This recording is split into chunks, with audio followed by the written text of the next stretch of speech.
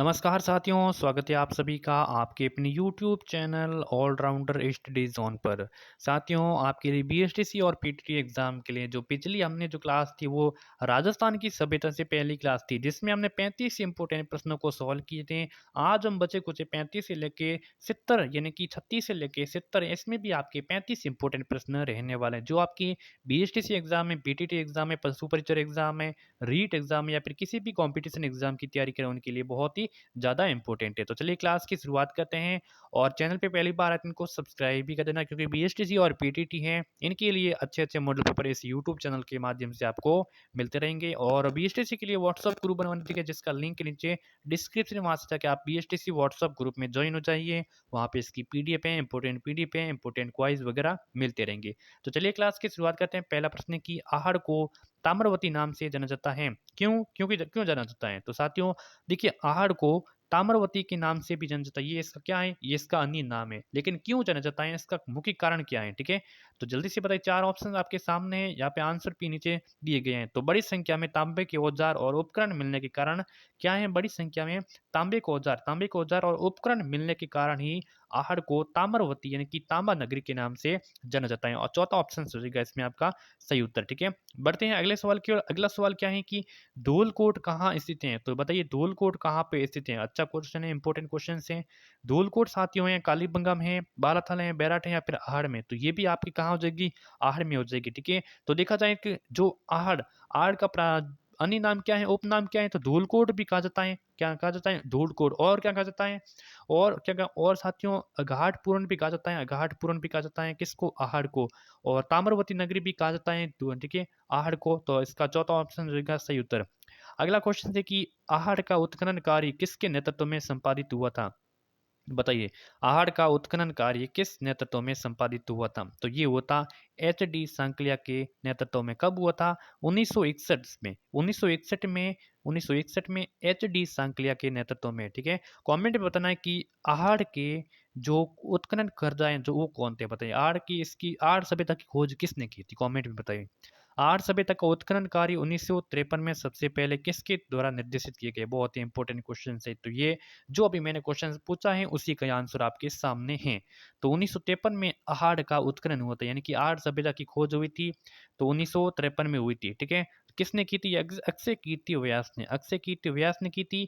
ये इसके उत्खनन कार्य है। ठीक है? और एक आता है कि खोजकर्ता, यानी कि खोजकर्ता या फिर उसको आहड़ को जो उस पर कार्य करने का कार्य वो किसने किया था? वो किया था अग्रवाल ने। किसने? आर सी अग्रवाल ने 1956 ईस्वी में किया था। ठीक है? चौथा ऑप्शन इसका सही उत्तर हो जाएगा। अगला क्वेश्चन है साथियों, प्राचीन प्राचीन काल में निम्नलिखित में से किस स्थान को ताम्रवती नगरी के नाम से जाना जाता है? देखिए, ये क्वेश्चंस कितने सारे एग्जाम्स में आए हुए हैं, देख लो आप सभी।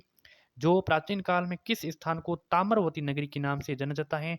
तो आहड़ सभ्यता को ताम्रवती के नाम से जाना जाता है। दूसरा ऑप्शन से हो जाएगा सही उत्तर। ठीक है? अगला क्वेश्चन है कि राजस्थान की कौन सी सभ्यता बनास है, बेडस है, वागन है, गंभीरी और कोठारी नदियों के तट पर या फिर घाटियों में फैली हुई है? तो पहले हम देखिए बात करेंगे टॉपिक वाइज, जैसे मतलब आहड़ सभ्यता के बारे में पहले क्वेश्चन आएंगे, उसके बारे में अलग अलग सभ्यता के बारे में क्वेश्चन आएंगे। तो आहड़ सभ्यता के बारे में क्या है कि ये सभ्यता जो बनास है, बेडस है, वागन है, गंभीरी और कोठारी नदियों के तटों और घाटियों में फैली हुई है। याद कर लेना आहड़। अगला क्वेश्चन है कि आहड़ के विषय में निम्नलिखित कथनों में से कौन सा कथन असत्य है? यहाँ पे देखिए, आहड़ के विषय में कौन सा कथन है वो असत्य है? तो यहाँ पे देखिए, आवासीय भवनों की नींव ईंटों की होती थी। तो ये कथन कहीं न कहीं असत्य मिल रहा है। ये मतलब ये इसके साक्ष्य हैं जो आहड़ सभ्यता के वहाँ पे भवनों की जो नींव ईंटों की होती थी, ये नहीं मिले वहाँ पे। बाकी सभी देखिए मिट्टी एवं कच्ची ईंटों से निर्मित भवन उपलब्ध नहीं थे। ये भी सही था। ठीक है? ये भी सही है इसमें। आहड़वासी दीवारों और नींवों को मजबूत और सौंदर्य युक्त बनाते थे, ये सही था। ठीक है? आहड़ के उत्खनन में मानव जीवन के चरणों पर प्रकाश पड़ा है। ठीक है? तो गलत कौन सा है? तो सी ऑप्शन गलत हो जाएगा। अगला प्रश्न है कि अनाज रखने के बड़े मृत बांड गोरे व कोठे राजस्थान के किस प्राचीन स्थल में प्राप्त हुए? बहुत ही इंपॉर्टेंट प्रश्न है। गोरे व कोठे किस सभ्यता से प्राप्त हुए? तो ये आहड़ सभ्यता से प्राप्त हुए। किस सभ्यता से? आहड़ सभ्यता से प्राप्त हुए। लाल काले मृद भांड वाली संस्कृति का प्रमुख केंद्र कौन सा था? तो हम टॉपिक वही पहले सभ्यता वही कर रहे हैं, ठीक है। तो लाल व काले मृद भांड वाली संस्कृति का प्रमुख केंद्र था वो आहड़ था। कौन सा आहड़? ये इसके साक्ष्य हैं या फिर इसकी विशेषता आप कह सकते हो, ठीक है। अगला प्रश्न, राम सेकास्म और स्फटिक नामक पाषाणकालीन उपकरण कहाँ से प्राप्त हुए हैं? राम शेकाश्म और स्फटिक नामक पाषाणकालीन ये भी कहाँ से हुए? आहट सभ्यता से। आहट सभ्यता साथियों कहाँ की है? वल्लभ नगर उदयपुर की है। कहाँ की है? उदयपुर की। आहट सभ्यता कहाँ पर है? उदयपुर की है, ठीक है। कौन सी नदी के किनारे? ये है बेडस नदी के किनारे। कौन सी? बेडस नदी के किनारे, ठीक है। जो अभी हमने पहले पढ़ा था। आहड़ के उत्खनन से प्राप्त कौन सी सामग्री बाह्य संपर्कों का संकेत देती है? तो लेपिस लाजुली, ठीक है। इसको सी ऑप्शंस कर देंगे सही उत्तर, ठीक है। अगला प्रश्न है कि राजस्थान की किस सभ्यता को ताम्र संचयी के नाम से जाना जाता है? तो ताम्र संचयी के नाम से किस सभ्यता को जानते हैं? तो वो आपकी गणेश्वर सभ्यता है। ये कहाँ पर है साथियों गणेश्वर सभ्यता? तो ये नीम का थाना में। कहाँ पे है? नीम का थाना। पहले ये सीकर में आती थी कांतली नदी के किनारे, लेकिन अब वो नीम का थाना में चली गई है सभ्यता, ठीक है। याद कर लेना, इंपॉर्टेंट है। गणेश्वर सभ्यता किस नदी के किनारे स्थित है? तो अभी मैंने बताया गणेश्वर सभ्यताएं साथियों कांतली नदी के किनारे हैं। कौन सी हैं? अभी हमने बात की गणेश्वर सभ्यता, और ये गणेश्वर सभ्यताएं कांतली नदी के किनारे नीम का थाना जिले में स्थित है, ठीक है। गणेश्वर सभ्यता किस काल से संबंधित है? तो ये साथियों आहट कौन से काल से? तो हड़प्पा काल से, लोह युग काल से, ताम्र या फिर कांस्य युग से, पुरापाषाण काल से। तो साथियों गणेश्वर सभ्यता है ये ताम्र या फिर कांस्य युग सभ्यता के काल से है। सी ऑप्शन सही हो जाएगा। अगला है कि प्रागैतिहासिक काल में प्रचुर ताम्र भंडार कहाँ पाया जाता है? प्रागैतिहासिक काल में प्रचुर ताम्र भंडार कहाँ पाया जाता है? तो ये गणेश्वर सभ्यता में पाया जाता है। सी ऑप्शन सही। अगला प्रश्न है साथियों, सीकर जिले के नीम का थाना में कांतली नदी के उद्गम पर खोजा गया ताम्र संस्कृति का महत्वपूर्ण स्थल कौन सा है? देखिए सीकर जिले में ये पहले सीकर, अब ये आ गया नीम का थाना में, ठीक है। देखो सीकर जिले के नीम का थाना में, अब नीम का थाना क्या है? ये एक जिला बन गया है, और ये कांति नदी के उद्गम पर खोजा गया ताम्र संस्कृति का महत्वपूर्ण स्थल है। ये देखिए साथियों कौन सी ईओआर जो 2023 में ये क्वेश्चन आया हुआ है, इसीलिए आपको सीकर जिला यहाँ पे बता रहा, वरना नीम का थाना बताता, ठीक है। तो वो आपकी गणेश्वर सभ्यता, डी ऑप्शन सही। गणेश्वर सभ्यता के उत्खनन किसके निर्देशन में हुआ था? तो ये होता किसके निर्देशन में? आर सी अग्रवाल के द्वारा। कब हुआ था? 1971-72 में हुआ था। उत्खनन करता R C Agarwal. D option correct हो जाएगा। अगला है कि निम्नलिखित सभ्यताओं में से मकान एवं बस्तियों के निर्माण ईंटों का प्रयोग नहीं होता। किस सभ्यता में मकान एवं बस्तियों के निर्माण में ईंटों का प्रयोग नहीं होता था? तो आहड़ है, कालीबंगा है, गणेश्वर है, या फिर बैराट है? तो यहाँ पे गणेश्वर सभ्यता है जहाँ पे मकान एवं बस्तियों के निर्माण में ईंटों का प्रयोग नहीं होता था। क्लियर है। नेक्स्ट क्वेश्चन क्या है कि राजस्थान के किस जिले में गिलूंड पुरातत्व उत्खनन स्थल है? बताइए गिलूंड सभ्यता कहाँ पे है? गिलूंड सभ्यता राजसमंद है, राजसमंद जिले में गिलूंड सभ्यता, ठीक है। किस नदी के किनारे? तो ये वन की आशा बनास नदी, वन की आशा बनास नदी के किनारे है। कौन सी है? गिलूंड सभ्यता राजसमंद में। ऑप्शन बी सही। जोधपुर सभ्यता किस नदी के तट पर है? तो जोधपुर सभ्यता साबी नदी है, कोठारी नदी है, बेडस नदी या फिर लूणी नदी है? तो जोधपुर की सभ्यता साथियों ये साबी नदी के तट पर है। ऑप्शन ए आपके सामने सही उत्तर है। अगला प्रश्न क्या है? अगला है कि यूनानी शासक मिनेंडर के सिक्के किस सभ्यता से प्राप्त हुए थे? जो यूनानी शासक मिनेंडर था, इसके सिक्के किस सभ्यता से प्राप्त हुए थे? कालीबंगा सभ्यता से, गणेश्वर सभ्यता से, बेराट सभ्यता से, या फिर बालाथल सभ्यता से? तो ये प्राप्त हुए थे बेराट सभ्यता से, ठीक है। बेराट सभ्यता कहाँ पर है साथियों? ये है कोटपुतली में। पहले ये जयपुर में थी, अब ये कोटपुतली में, कोटपुतली, ठीक है। प्राचीन नाम इसका क्या है? इसका प्राचीन नाम है विराट नगर। क्या है? विराट नगर है। ऑप्शन सी इसका सही उत्तर। अगला है कि निम्नलिखित कथनों को पढ़िए। आपको इसको पढ़कर सही आंसर देना है कि आप में कौन सा सही आंसर है। विराट नगर जिले पहले बेराट के नाम से जाना जाता था, जोधपुर का एक शहर है। बेराट मौर्य साम्राज्य का हिस्सा था।